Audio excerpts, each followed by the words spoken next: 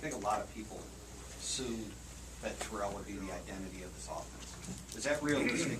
And what do you perceive to be the identity of this offense? Well, your quarterback really always is. Even when you have Beanie Wells, and they're loading up the box, Todd Beckman had to be a good deep thrower, and you had to do this or that, because if you only have, one phase, you're in trouble. Will Terrell end up being, a tremendous part of this offense? Absolutely. At the end of the day, he's, I believe, going to be an outstanding quarterback. But, was he, the identity of the offense Saturday night? Well, the things that we hit, he was.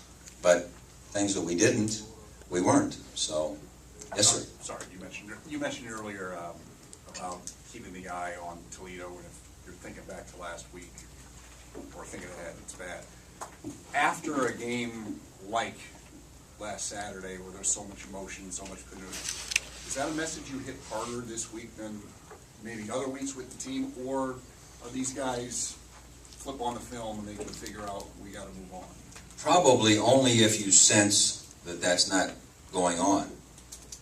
If all of a sudden you sense your guys walking around in outer space and not glued into what the defensive staff's preparing and the offensive staff or the special teams meeting, if you sense that there's not a focus there, I'm sure you would. Haven't gotten to that point yet. Yesterday didn't seem like any need for that. Now it's a long week, and today's another work day. But no, it's not anything you stand on your head and because my experience has been every time I stand on my head and try to convince them of something, it doesn't work. We have to hopefully have grown to understand that. And if we have, we'll compete. If we haven't, we'll learn another tough lesson. But, there's a growth process.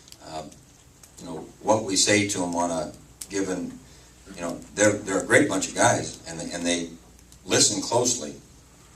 But if someone's thinking something, even our coaching staff can't say to them whatever, and they change their thinking at that moment. That's just not the way.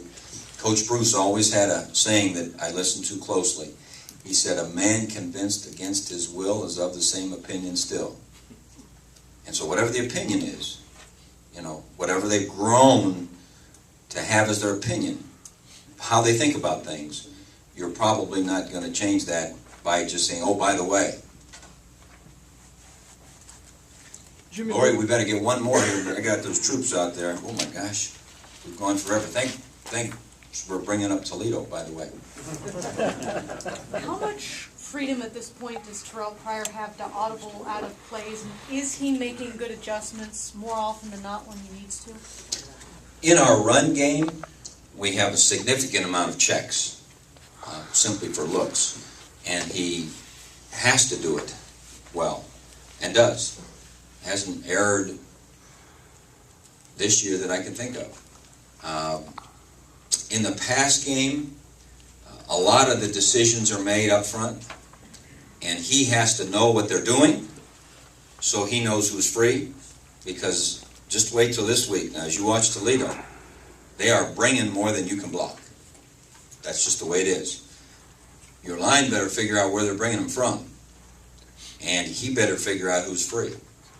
And, that's part of the fun of coaching that position, and it's a lot of the fun of playing that position if you know where the free guy is, because if you don't, you get hit in the back of the head. Ask the guy from Colorado. Whew. I mean, he got hit in the back of the head a number of times. And, is he all the way there? No. Are we all the way there? No. Are we working like crazy to try to get there? Yeah. And so is he. So I think we have